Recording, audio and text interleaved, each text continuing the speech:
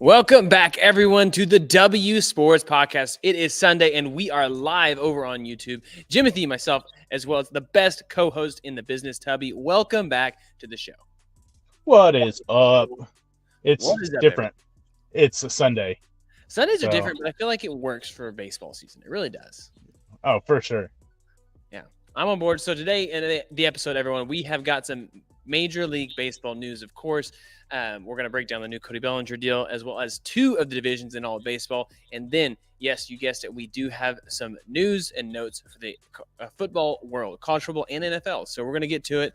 We'll hit the ground running because if we can get through what we want to talk about today with enough time, we might have a little bit of a nugget of NFL Combine players to watch. And you want to hear what Tubby's got to say and the guys he's looking for results from. So we're going to get to it. Tubby, unless you have anything you want to hit first. No, I think I'm ready. All right. Well, let's go ahead and do some news and notes real quick before we hit the actual division breakdowns. Kodai Bellinger finally signs his deal. 3 years, $80 million with a couple opt-outs. It's $30 million this year, which feels like a lot, I believe. And then who wins in this trade for you?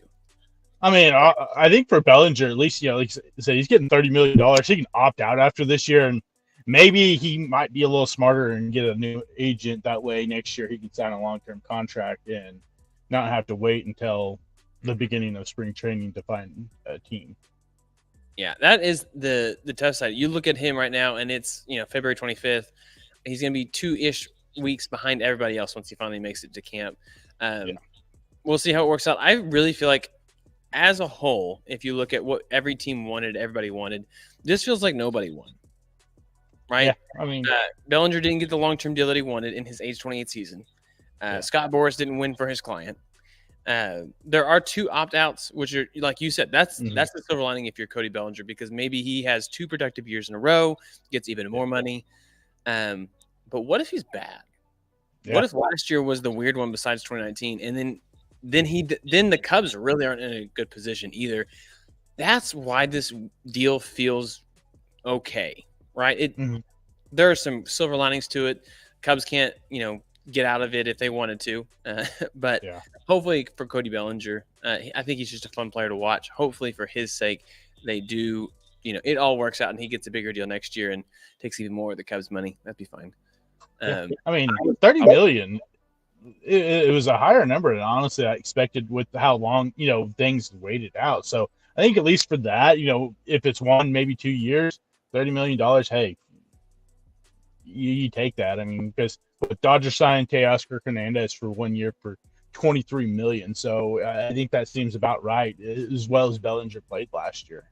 Yeah, I'm on board with that. Other news, big one, was Kodai Senga, already a Met pitcher on this shelf with some injury here. So how big of a concern would this be for the Mets? Or is this really not a big concern because they're not expected, like last year coming into the season in spring training, was to be World Series or bust team? Yeah, this injury is a weird one because, like, for them, you don't want to see your ace go down this early, before he even throws a spring training game.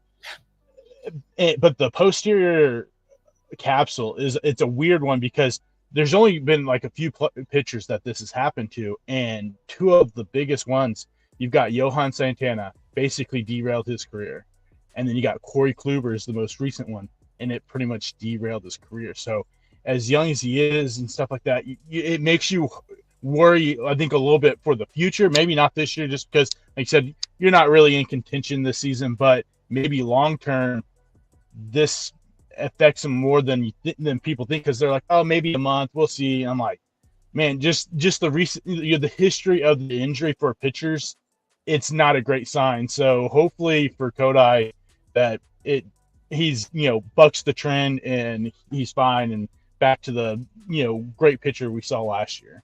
Yeah, over 200 strikeouts, a sub-3 ERA, and a 12-7 record. I mean, he did a great job with a bad Mets team last year. To think, I mean, he had those numbers when they got rid of Verlander and Scherzer. I mean, that's impressive to look at. But hopefully for his sake, it's not that long. But like you said, no timetable for when he's going to come back, and that is pretty tough. One of the biggest complaints that we've probably heard or you've read about somewhere was how much the players do not like the new uniforms. A little quick side note, the Kansas City Royals just put out images of their new patches on their jerseys. Have you seen it? It is Quick Trip, and it's this nice blue white jersey with an ugly Quick Trip logo plastered the size of a bicep. It looks so out of place. It clashes. It's awful. Don't like the new one. It doesn't look at all. They showed like the difference in the. It just so happened to be at Cubs, but like the name and number on the back from last season to this year, and the name, was nice, big bold, across the shoulders, and now it's like so condensed, and it's just like tiny. It looks like a homemade jersey someone made up and was like, "Oh, I'm gonna go sell these on the side of the road." Yeah, it's worse than a little league jersey. Like not it like really a is, jersey, but like this is what we had for our little league team. It's bad. They have to fix it. I mean, the MLBPA has made that formal, a grievance or whatever you want to say, saying even the pants are kind of see through when in this weather. So it looks so cheap. Like you said, not only is it small, the font, it just looks cheap, and I don't understand. Other than the fact that they were like, oh, we want to get a new breathable, better material. It's not that much better. It's still going to be hot in St. Louis in July and August. That's not going to make a difference. At least make it look better. It is pathetic. You're wearing pants. What do you expect? It's going to be hot. Yeah, it's going to be hot. Just give us back what we have. I was watching the Cardinals and Mets the other day, or I guess it was yesterday, and they had an Alonso jersey, and Pete Alonso is the image, and they showed a fan with his jersey on, and it was hilarious how ridiculous he looked, or his jersey looked on him, because he's such a huge guy. Yeah. And even the announcers are complaining, like, you're going to have to forgive us. We're having a hard time making out these jerseys names, especially for some of these guys who, way down in the minors, who are just playing in the sixth inning on for these teams. It's just a really bad look for baseball. Why we got to be talking about this in spring training? How did this get through? Yeah. Who approved this? I mean, it's almost like they went on Temu and were like, oh, those are super cheap. Let's buy those, save us some money. Yeah, someone should be embarrassed. Yeah. Here's my question: do you think it gets fixed? I mean, MLBPA said it has to be fixed before the start of the season, so we'll see if the MLB actually goes through with it. But I mean, it's ridiculous. Hopefully, they fix it before the beginning of the year, before the season actually starts. Yeah, I think I mentioned this last week. I may have thought it, but I don't know if I mentioned it. This reminds me a lot of the NFL or the NBA with the basketball, and how much they hated it, and they even during the season they had it, and they ended up having to switch back. But let me throw this: I hated the NBA jerseys that were T-shirts. Remember those? Yeah. The V-necks. Oh, hated it. They kept pushing them so much. Any Christmas Day game, they wanted to have them. Looked bad. I would rather wear that than what they're wearing in the baseball now. Oh, for sure. Yeah, I would too. Yeah, give me the sleeve jerseys over what the MLB has put out there right now with their new uniform. At least those didn't look cheap. They looked weird. They were weird. Didn't look cheap. Yeah.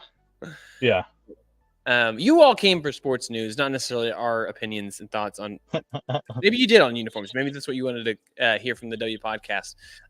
Anything else that we have before we jump into the chat, or anything else that you all want to talk about as we're going into all the breakdowns of the AL West and the AL Central? Yeah, you guessed it, the exciting AL West. That's what I'm with it, or AL Central.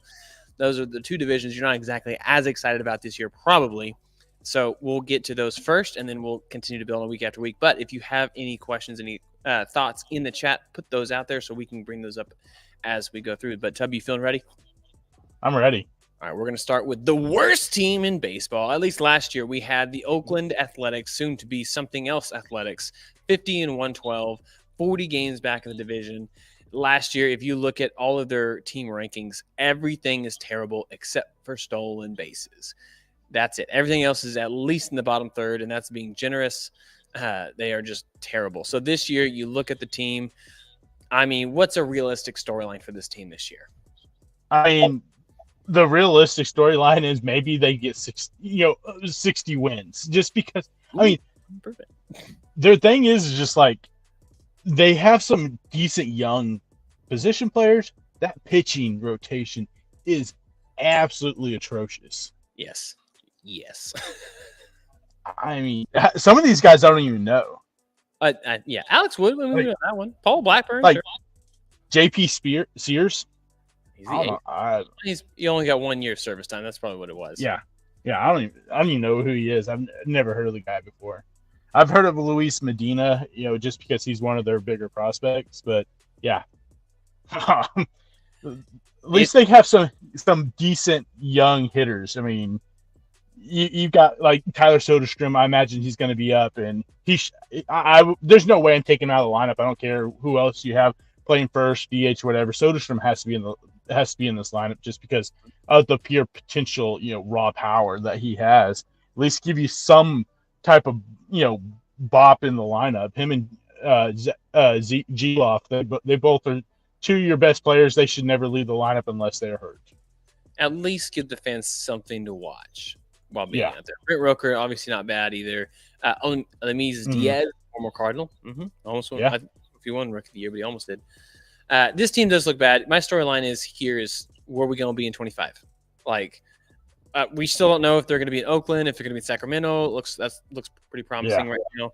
They're not going to be able to get to Las Vegas early. There's just no home for this team, and I think we're going to see that wear on this team if it doesn't get solved quick. This team, 60 wins looks like a legitimate goal for this team. And I think that in order to do that, they're going to need that starting pitching, the guys who are in the middle, the 30-year-olds, to eat up innings. I don't care if that ERA is over 5. You need to eat up innings and protect this team as much as possible. But I just think it's going to wear on them. If they don't have a home next year, I don't know. How do you mentally get through that as a player? So, it's going to start. Yeah, for sure. All right, well, let's move on to the Los Angeles Angels of Anaheim. Proof that one or two great players, if not the best players in all of baseball, are not good enough to make it even in the playoffs in an expanded era. We got Shohei Ohtani has now left the building. They still have, Anthony Rendon, who we talked about last week, which is great. Mike Trout, who was back again, but this team has 80 wins, seems like a massive stretch for this team, even the last couple of years. Yeah. You look at last year's team, did they improve at all, and what is their storyline for this year? They definitely didn't improve, in my opinion. I mean, you lose Shohei, you lost the best player in baseball, in my opinion. You can't you can't improve that. Honestly, it's going to be how many games do you get out of Trout and Rendon? I mean, really, for you to have any chance, you need Rendon to kind of roll back the clock, and you need Trout to stay healthy. You got a couple of young guys in Logan and Hoppy and Shanuel that have shown some really big upside. Maybe they can get going. Maybe we see Joe Adele finally hit the peak. I mean, I don't know. Dude's almost 25. Yeah, but it really just comes down to the fact that if those two can stay healthy, maybe you can look somewhat decent. Yeah. I mean, you look at this, you talk about pitching rotations that you're not really familiar with. This is another one of them. Oh, man, you look at it. I mean, at least they're going to get to play each other, them and the A's, quite a bit. And there's some other teams in their division that they'll be able to play. It's this team right now. Aaron Hicks, Joe Adele, which one of those has a better year this year? That's not a great thing to be asking yourself. Anthony Rendon, does he play more than 30 games? Does he want to play more than 30 games? This team right here if they won 70 games this year, lost 92, I'd say that's actually probably better than I expect. Mm-hmm. It's going to take an absolutely monumental effort from a guy like Mike Trout and Anthony Rendon to return to what he used to be, and I don't see that happening. Mike Trout's health isn't going to get any better the older he is. We haven't seen. You mentioned Joe Adele. This is a guy who had all the tools, and it looked like he was going to come in and just be one of those pieces that they build around, and he just hasn't done it. And so I think maybe. Is this the last year that you see Mike Trout? Is this the last year you see him in an Angel uniform? And I don't know that he wants that, but I think he should at least want it a little bit. Everything he says he doesn't want, he wants to win the championship there. And I'm like, dude, it's never going to happen. It will never happen. So might as well go somewhere where you have a chance. If I'm them, any resemblance of being able to try to build somewhat of a farm system, since you traded 2 or 3 of your top guys last year at the deadline for Giolito instead of trading Shohei and getting a bevy of prospects back. You traded prospects and then basically cut everyone that you traded for. So, yeah, I would hope that maybe as a baseball fan, Mike Trout gets traded, but honestly, I don't put anything past Art Moreno doing anything to help that organization out ever. Clearly, you could have probably signed, Bellinger, who's already familiar with the area. Couldn't even do that. Yeah. It's just as a team if they finish with a record of 70 wins, I would be surprised with this roster right now. Yeah. Who knows? Especially if Trout goes down for a month. I mean, what are you even watching this team for at that point? Yeah, for sure. We're going to move on to the Mariners, who last year were 88-74, stormed back into the playoff picture after having an abysmal start to the season. They had one of the best starting pitching and just overall pitching staffs in all baseball. The thing that really slowed them down last year was being middle of the pack when it came to hitting. This year, this team, they lost Teoscar Hernandez. That's the big loss, I think. Outside of that, this team is still built overall okay. I think Eugenio Suarez is also gone, but that J.P. Crawford, Julio Rodriguez is still there. I don't know. Cal Raleigh is still there. But is this team, does it have enough to get to – honestly, I think you're going to need 90 wins, maybe 89 wins to win this division if the Astros don't run away with it. I don't know.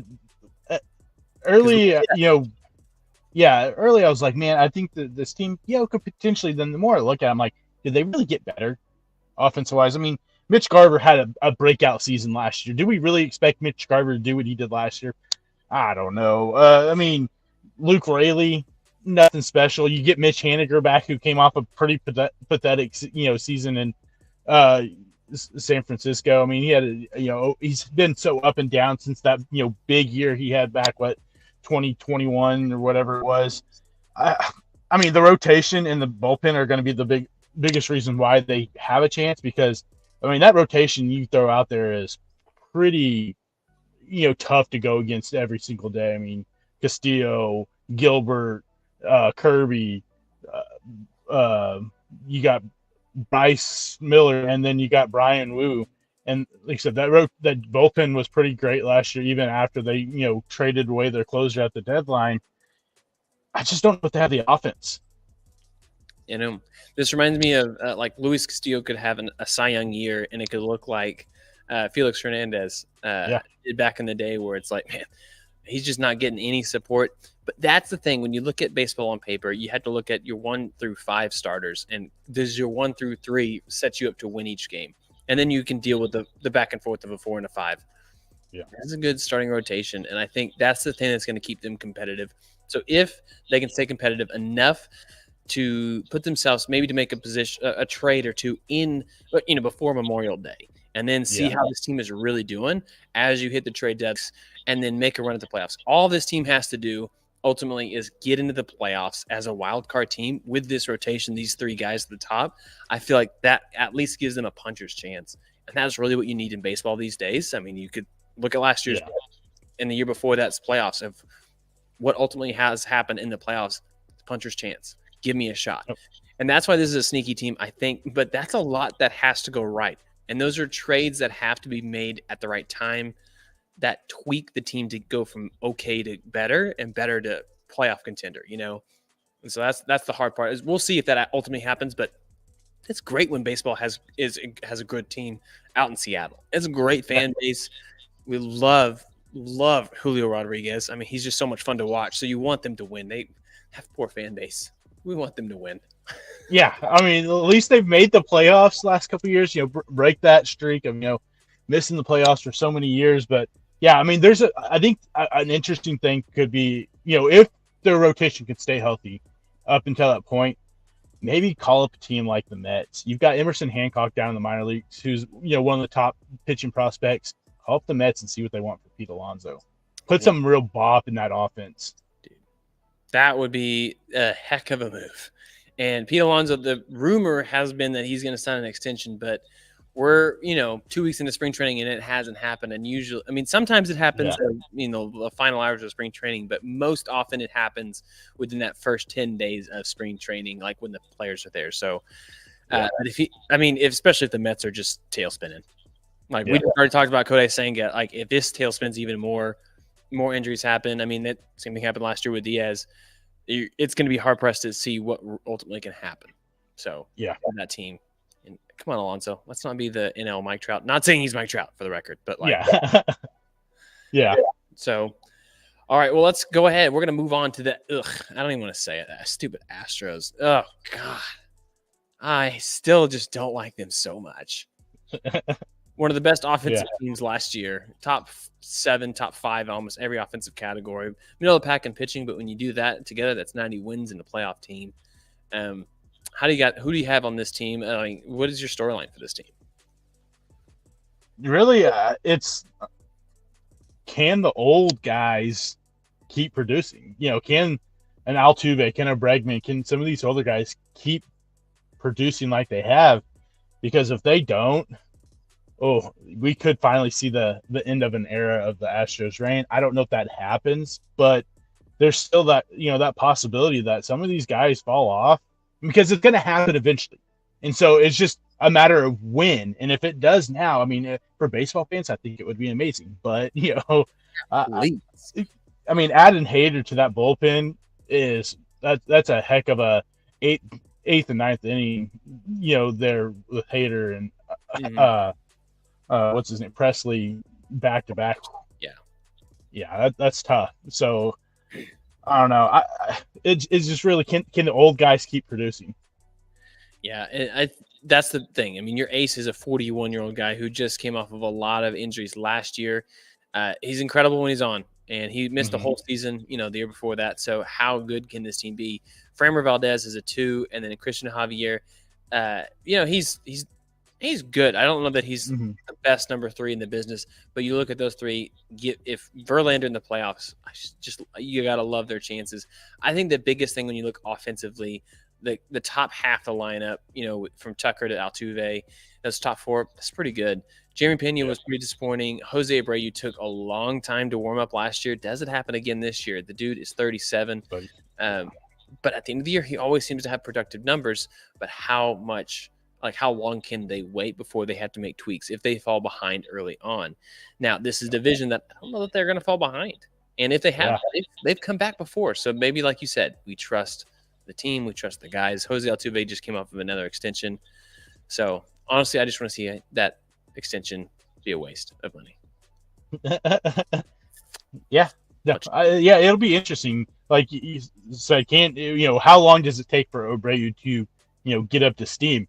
And like I said, you're another year older. It's going to take you a little bit longer. If it took you so long last year, until right after All-Star break for you to finally get your footing there in Houston, it takes that, it could take a little bit longer this year. And, it took Bregman a little bit to really get going too. And Altuve. So there's some older guys. Yeah, that top of the lineup looks really good, but if they have some hiccups early on, maybe something happens and they're out of the divisional race, and now they're just clawing to get one of those wild card spots. Let me ask you this. So you talk about the 2 older guys. So originally, Jose Abreu and Jose Altuve, these guys both signed with earlier on. They're the older guys. So 2007 was when Jose Altuve originally signed.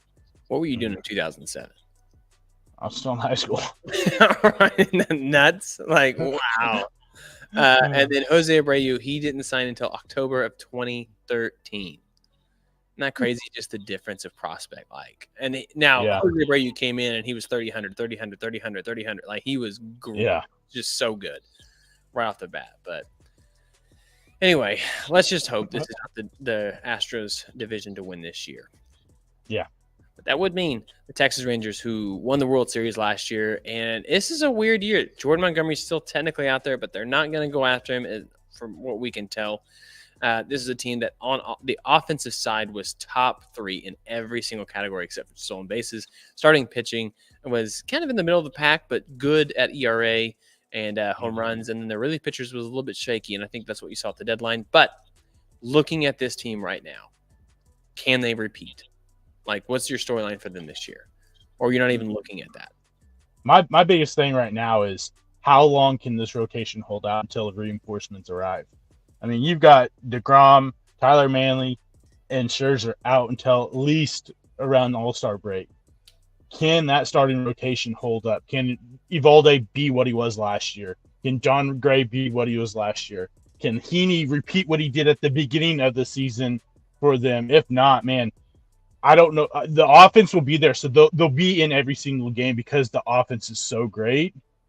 But eventually, that pitching will catch up to you, and if you can't get that pitching at a certain time, it could be scary because that's in hopes that these guys come back and are in midseason form right off the bat and are ready to go. And it's not taking them, a month or so to get, to what they potentially could be, and hoping that they stay healthy up until that point, that they have no setbacks. I mean, we know the injury history with DeGrom. Scherzer, the last few years, the injuries have, started piling up.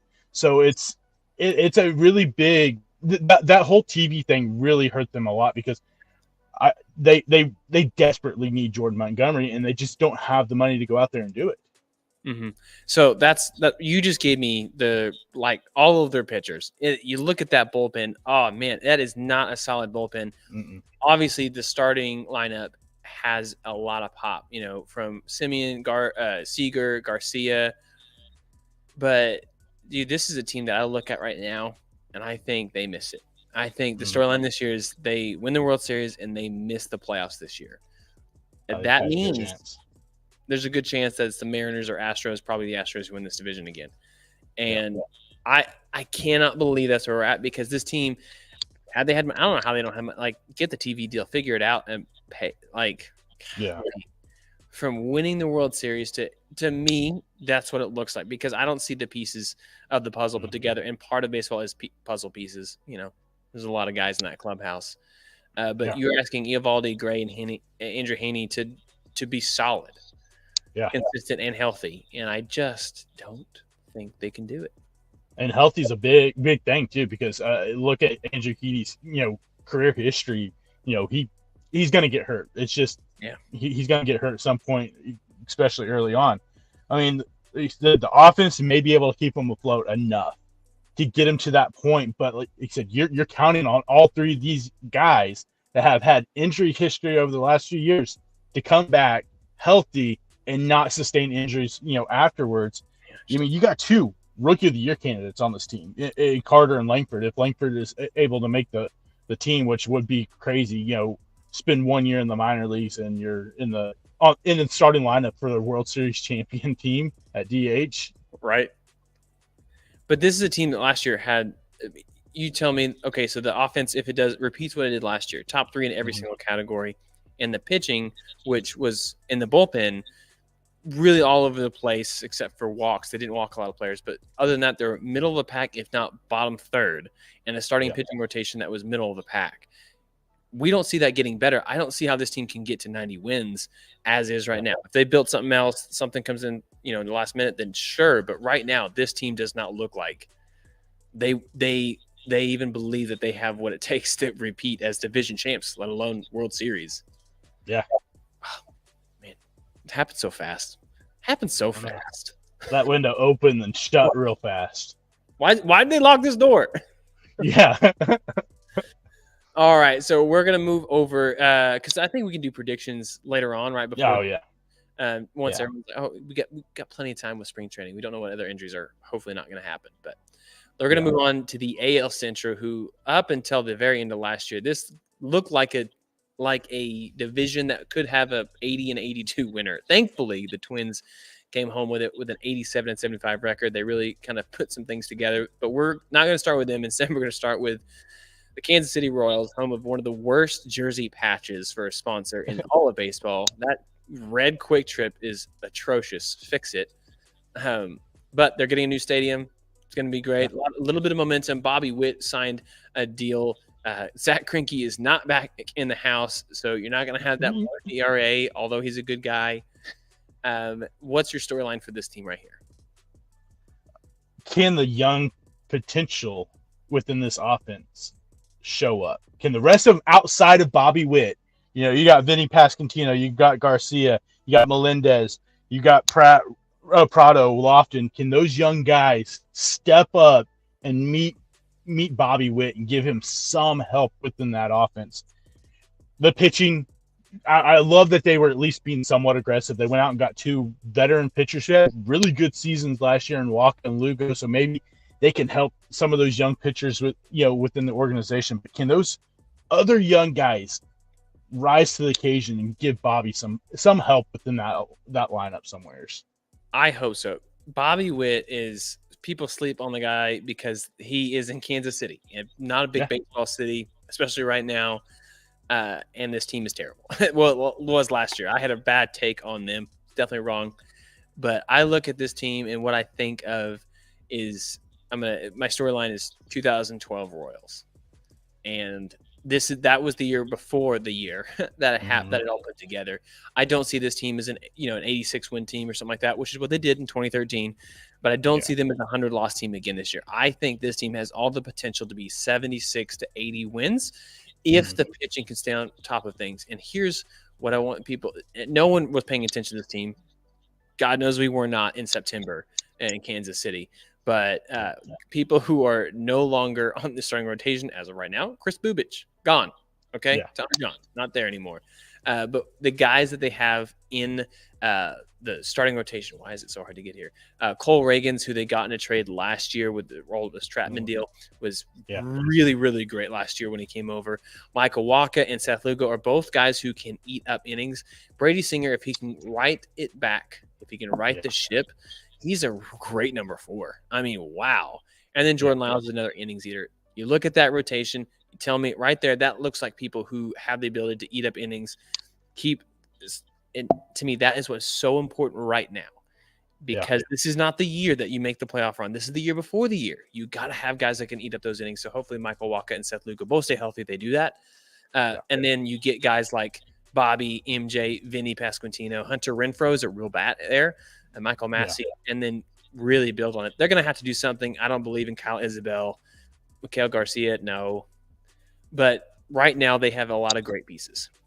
Yeah, and an interesting pitcher is Kyle Wright. You got him in the trade for that, whatever bullpen guy you traded away in that trade, but he's a guy that had high upside, had a decent, solid season, rookie season, and then just kind of they moved on from him, sent him down to AAA, and never really saw the major since. So maybe they can find some of that potential back, and once he gets healthy, and give you something, a decent, back end starter. Like then you need Singer. Yeah, you need Singer to find something like he did a couple of years ago when he was just absolutely lights out. Now I have a hot take. I'll wait until we get to the like the prediction things. But it definitely involves Bobby Witt. Okay, I'm excited about it. If it's going to involve Bobby Witt, it'll be great. So, all right, well, let's go ahead and move on to the White Sox. Good Lord. This team last year, 61-101, was not a good year. Bottom in almost everything except Ks per 9 for starting pitchers. But this is a bad team last year. They still have Luis Rober, Andrew Vaughn, Andrew Benintendi, okay, Yoel Moncada, Eloy Jimenez. You look at the guys, these are people's names that we know. Paul DeYoung, Nicky Lopez, Martin Maldonado. Dylan Cease probably not going to be on the team much longer, you'd imagine, at least by the trade deadline. So what's the realistic expectation for this team, storyline-wise? How long do the stars stay? How long do you keep Lou Bob? How long do you keep Eloy? How long do you keep Cease? How long through the season you keep them before you trade them? Just because we know that this team's going to disappoint. They have some of the names, and we expect more than what they're going to give. So it's might as well just go into it going, well, we know they're not going to be good. So how long throughout this, does it take for them to start trading? Do they wait until the trade deadline, or do they, some team like maybe the Rangers need a starting pitcher and they're starting to fumble? They have some decent prospects. Okay, let's go ahead and try to get Dylan Cease where we know he's controllable for a few more years and the number ain't going to be super high. So maybe something like that happens. But it's just, how long do you hold on to the names before you trade them? This team, this just looks like a really old version when you flip over and look at the A's. You're like, who are this? I mean, I know these names, which is nice because hopefully I don't. I mean, Not really. Yeah. But you look at their bullpen, it's John Brebbia, Chavez, Brian Shaw. These dudes are all 33, 40, 36. Tim Hill at 34. Like, these guys are really old. Michael Kopech's been in the league for 4 years. Remember how hot of a prospect this guy was? Like, everyone's like, this is the dude. And then here we are. Nothing. Yeah, he was in the Chris Sale trade, wasn't he? Yeah. Yeah. Oh, man, that did not work out. Yeah, him and Moncada were the two big pieces in that trade. Neither of them really panned out. Yeah. I mean, Moncada's had an all-star season once or twice, but it's all-star. Does that really count? This is why people stop saying we're going to trade for all these prospects. The White Sox also traded, and now this one at the time was bigger. It didn't turn out to be as big. Jose Quintana. Remember that? Remember who they got for that? Eloy. Yeah. What are we looking at here? Bottom. And they also were bat. Yeah. Then they were smart and they traded Fernando Tatis for James Shields. Oh man. Okay, so in case you weren't with us last year, that's okay. But we talked about last year that Chicago White Sox are the absolute worst team at making the playoffs in all of baseball. I would even say sports. 120 years, and I think they made it like 7 times. I mean, it's an absolutely abysmal amount of times they've won it, and yet they won the World Series in 2005. So, take that, Cleveland. Who is coming up next? The Cleveland Guardians. That was a good segue. Everyone expected them to be at least somewhat competitive. They have had a good starting pitching. That's, I think, the storyline that I look at it from this team is, can the starting pitchers be dominant? Because if they can, the offenses in this division aren't incredible, and so maybe that can keep them there. But Tanner, Bybee, Tristan McKenzie, if he can just stay healthy, I love his stuff. Shane Bieber is just your old school. He reminds me kind of like a better version of Kyle Hendricks when he was really, really good. Of like, he's not going to make you swing and miss, but he just puts the ball in the right spot. And then on offense, though, why can't they just get someone who knows how to hit the ball over the fence? I know. Like that. Great. This team is going to, if at best, what was their record last year? 76, 86? Yeah, I'd say that's about right. Maybe a little bit higher just because maybe the division got maybe a tad worse. I don't know. Who knows? But this division was terrible. Yeah. And that's what I'm saying. Maybe just somehow gets a tad worse for them. And so they're able to pick something up. But yeah, that's my thing. Big storyline. Can the offense meet the pitching somewheres? It doesn't have to be completely with the pitching, just a little bit more. I mean, like you said, you've got a great rotation. You have a great bullpen. Always have the pitching. You just never have the offense. So they need guys like Kyler Manzotto. He was a big trade, big piece in trade with the Rays at deadline last year. Can him, Bo Naylor, Rocio, can they find something to give the offense some semblance of life? All three of those guys combined have like 2 months experience. That's hard to even count on. Yeah, you're going to have someone outside of Jose Ramirez do something to give you some offense somewheres to not waste the pitching that you've had over the last, 8 to 9 years. I mean, you had great pitching. You just can't find no offense to go along with it. And yeah, if they can find some pitching, man, this is a tough team because of the pitching. Yeah. So how about this? Give me World Series contender or not, the Cleveland Guardians pitching alongside the Rangers hitting. Oh, absolutely. Oh my gosh. So close yet so far apart. Yeah. Can we just trade? We'll just swap real quick. Yeah.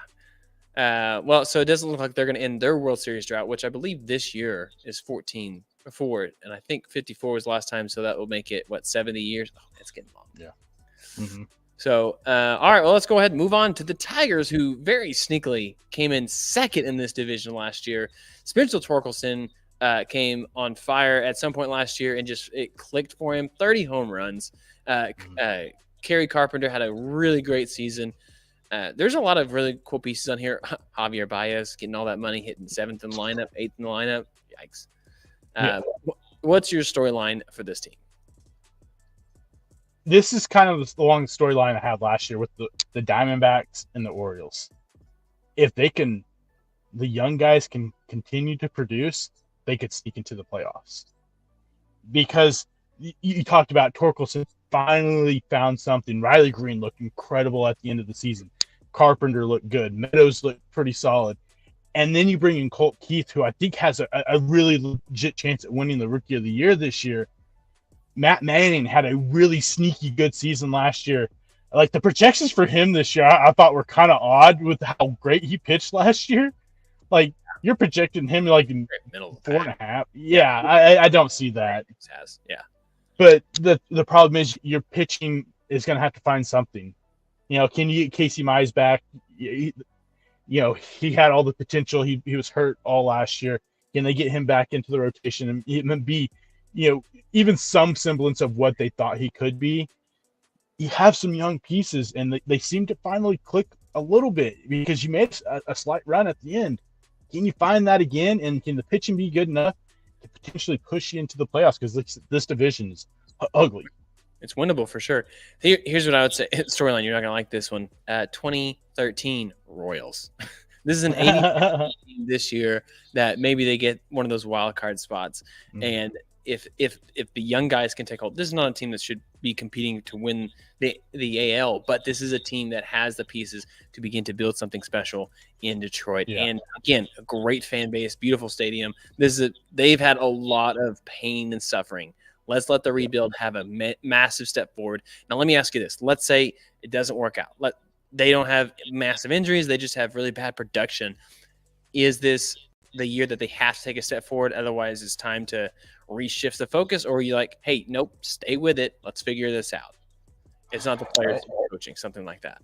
Yeah, you're starting to get into the realm of the White Sox a few years ago where you had all the young players and you thought, oh, they're finally going to make that leap, and they just don't. Yeah, that's tough. I think for them, it's one of those situations where they're just not a very desirable team to go to. So you kind of have to just ride it out and hope that those young guys finally, hit their potential. And I think we saw some great bright spots last year at the end of the season because you get Scooble back. Scooble pitched, good when he was healthy last year. Manning, maybe Casey Mize. You give you 3 solid starters if Mize is healthy, and he can show some of that, stuff that he showed early on in his career and just be more consistent with it. You've got a pretty solid young team there. Maybe be able to push for that, one of those wild card spots. Yeah. I love that you're like, yeah, don't blow it up. Let's really tweak it a little bit. But this is the first team that we're looking at that is the question. You might say possibly like a team like the Astros, but I just don't think they would move around in that they would try to improve the weaknesses, not move on from the weaknesses. So this is that first team to really, if you're still going to a team that's going to be fun to watch as a big storyline that could take that big step. This is that team, the first one so far that we've done just because we started in the AL West and we're working our way over. So, yeah. All right, let's move to last year's division champs. We had the Minnesota Twins who lost their ace, Sonny Gray, but this team was clearly they have figured something out on the analytics side to get their starting pitching in the top 3 on almost all the categories except home runs. I mean, this team, the bullpen was really good. Offense was, hit and miss, but what's this big storyline for you this year? How many games do you get from Royce Lewis and Byron Buxton this year? Royce Lewis, he came on at the end of the season. Once he got over the injuries, and the dude just hit grand slam after grand slam. He showed the potential, the reason why he was the number 1 pick in the draft. And he has dealt with injury after injury, knee injury after knee injury. Finally, we're starting to see that potential in there. If he can stay healthy, this is a kid that I think will just explode, and we'll see another great offensive player. And then it's always the question with Buxton: can he stay on the field? And I think at this point it's kind of one of those things where they just got to cut ties, just because he can't consistently be there. Yeah, that's what they did with him. And here's the thing: Buxton, somehow Fangraphs has him projected for over 500 plate appearances. Yeah, I saw that. What are you doing? They're even trying to play him in center field again, where last year they're like, he's done playing center field. He's just a DH. We know the injury. And here we are. They're going to try it again. So it's only a matter of time. Carlos Correa, down year last year. I think we're seeing that. And he's only 29, which is kind of surprising to have this happen. Max Kepler has been good, but I don't think he's ever been what they hoped he would be. The bottom part of this lineup, I have some questions on. They're not terrible. They're not like a black hole at the bottom, but they're not like over the top. I think the rotation is going to be a massive piece. maybe they've got something figured out in Minnesota. With, hey, nope, stop throwing that, throw this, throw it like this, get the spin right here. This will be a good test this year of seeing how legitimate is it, or is it, guys like Sonny Gray, who obviously is gone now, but Pablo Lopez as your ace, he's not bad. I mean, he's good. Yeah. He was number 5 last year overall. And then your second one is Joe Ryan. This looks like a solid top of the rotation. It's just, I don't know if they have. Does this team? Do they win the division? And we'll get more on that soon. But that's the big storyline. I should pick them, right? Yeah, they should. And the other thing is, Johan Duran might have some of the nastiest stuff in baseball. The dude, that closer, the stuff he throws is so filthy, and he has one of the coolest entries from the bullpen I've seen in a while. What is it? You haven't seen it, so I don't know the exact song, but all the lights go out, and then around how the scoreboards go around the upper deck and stuff like that. It's flames, and he's coming around. It's if you got to check it out. It's pretty cool. Yeah, that's awesome. Yeah. All right. Well, that is baseball. So we're going to continue on next week. We're going to hit the rest of the AL and start in the NL, and then we'll continue on all through 6 divisions. Now, get this. It looks like as expansion happens in Major League Baseball, there will be 4 divisions just like there is in football. It'll be weird. Don't like it. I've had heard some theories about what it will look like, who's going to be where, and then just think about all the rivalries that could be ruined by some of these are absolutely ridiculous. Yeah. But Cardinals, Cubs, Pirates, Reds, that's got to be the division. Forget the Brewers. I don't care about the get rid of them. Golly, they were already in the AL once. Send them back. Yeah. So, all right, we're going to move on a little bit here to some NFL. Let's do college football, and then we'll hit NFL because we got some time. So we're going to hit college football first. There is a new head coach at UCLA. Sure. Eric Bieniemy. He's associate head coach. Yeah. Associate head coach, OC. This is the weirdest move. And I think when I look at this is the sad state of I accepted a job with the Washington Commanders, and this is what it got me. Should have stayed with Kansas City, man. I'm sorry. Yeah, he said, I didn't get fired from Washington. I chose not to return. No, they moved on, man. I don't think his badge worked on the door. Ultimately, college football, the state of what it's going to look like in the next couple of years, they're moving to the Pac-12 too. I'm not sure what this looks like for him, but it doesn't feel like a step forward. It doesn't even feel like a step to the side to me. It feels like a step back. Yeah, definitely. And unless he figures out he loves college football, and that's what he wants to do is be a dominant head football coach in the Division I world. He probably has a much better chance of being the head coach there than he does in the NFL, the way it seems. It does seem which is sad. So maybe in this case, it's a step to the side to go forward. So we'll have to see what that looks like. Obviously, Chip Kelly said, I'm done. I'm done. And so he's moved on from that. And I don't blame him either. The world is going to be a mess in college football unless they get some stuff. There is an NIL request if they want contracts signed by these kids, which I don't know how you're going to do that. Or I don't know. I don't know. It's a mess. Yeah, it's ridiculous, honestly. Yeah. Let's go ahead and we'll move over to the new format of 12-team playoff. It's a 5x7 for the new 12. So 5 conference winners plus 7 highest ranked teams. What does that mean for you? I mean, it seemed like the right move, honestly. It's going to be weird because there's going to be one of these teams now that, like Liberty, was ranked 23rd last year. They're going to be in the playoffs, which, I mean, you want to see this group of 5 teams get a chance.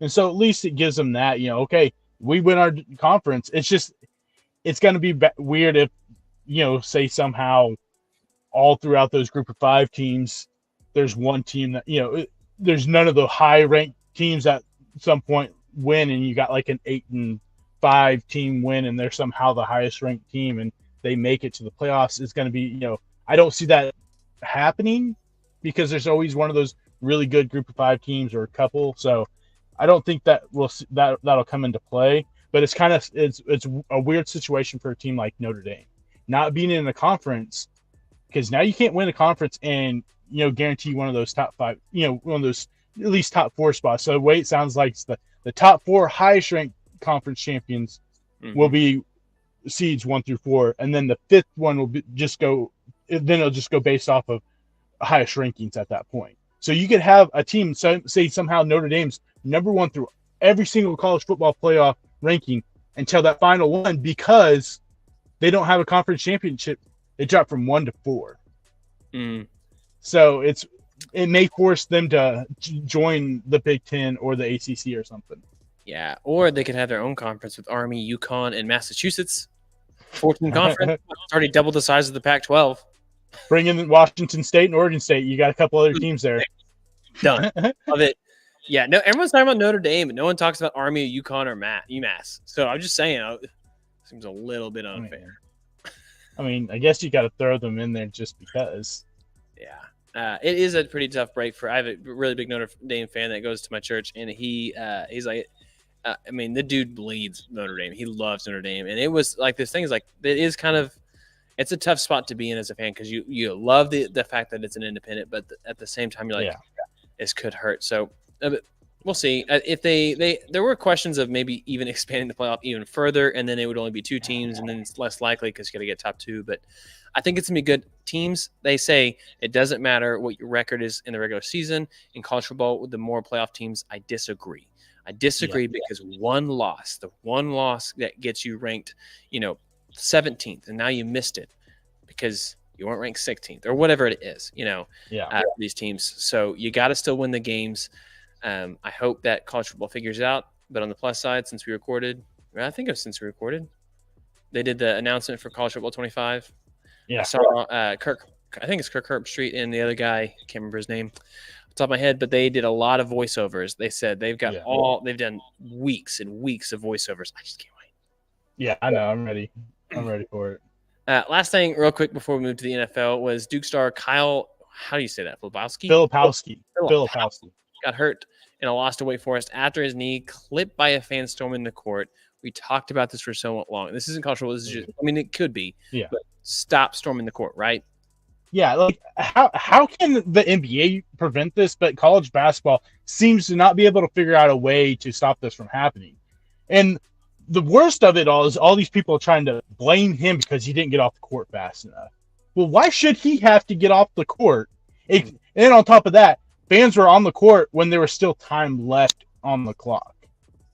And now they haven't initially said how severe the injury is, but now you're hoping, if you're Duke, that you didn't just lose your star player for the rest of the season. And it's next week in March. It's a week until March. Yep. The tournament's about to start, and so you're talking about a top team potentially without their star heading into the NCAA, and now into the tournament, and the NCAA is probably like, oh dang, what are we gonna do? They have to do something, whatever it is. I don't know how you do it, but you're gonna have to figure out something, because obviously finding the teams, they don't care because they continue to allow it to happen. So yeah, it's just a bad situation. Yeah, we hope that Filipowski is not hurt that long, obviously, because it makes the tournament even better. But I think you have to stop a lot of these storming the courts, because it gets out of hand. We've seen teams that are not bad storm the court for a team that it just, I don't know. And I think it's always been exciting because it happens and then you see the flood of people, but I don't know. It's one of those things I think it's going away. Yeah, it has to. I mean, just because, like you said, the potential. I mean, yeah, you're the NCAA. Your main objective is to keep your product safe, right? Yeah. You're not doing that. Yeah. Well, we're going to move on to the NFL with some quick news and notes before we run out of time today. So, franchise tag. First one happened. Bengals already tagged Tee Higgins. Big surprise? No, they had to. Writing was on the wall. Yeah. So that's a big deal for them. This Bengals team, there's a lot of pieces they have got to fix this offseason. And this is one of them to obviously keep him. Can you hear this person honking? Like, there is a person honking outside my window right now. I heard something, but I wasn't quite sure what it was.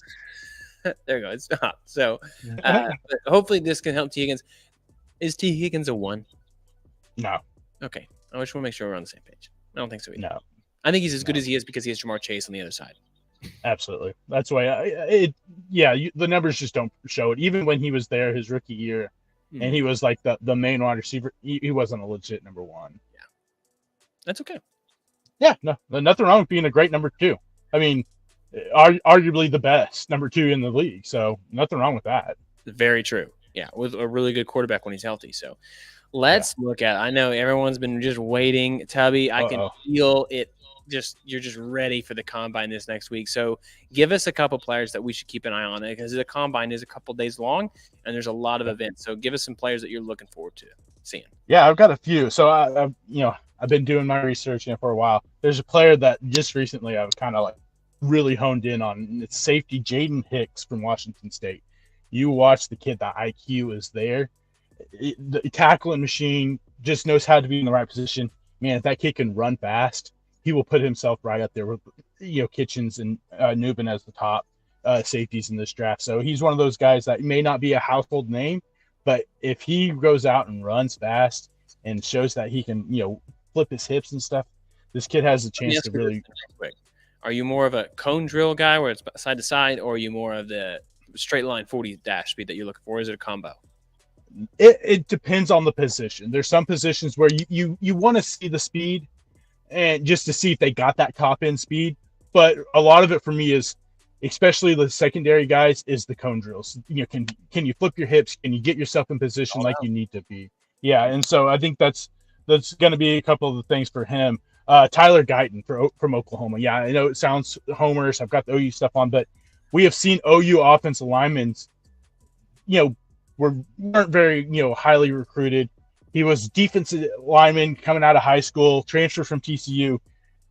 Bill Biedenbaugh, the best offensive line coach in college football, turns this guy into a potential first-round pick, and he has the potential to do something like maybe not quite what Lane Johnson did, but go out there and show people his athleticism and surely lock himself into at least a top 20, maybe a top 15 pick. Another player is Mason Smith. He's a defensive tackle from LSU. He one of the highest recruits out of high school coming out, had some injuries. Last year, towards the end of the season, he finally showed that potential of being a game wrecker on the inside. If he can just go out there and just show his athleticism, I think teams are going to salivate over him, just because we expected the defensive line group to be a lot better than what it actually is now going into this draft, because you had quite a few of these high guys stay in college. And then I'll just name one more guy. It's going to be Cam Hart. He's a corner from Notre Dame. He went out and had just an incredible senior bowl. And there's going to be a big run on the top guys in the corners. The corners are an interesting one this year. You've got like maybe 4 guys that may go in the first round, maybe 5.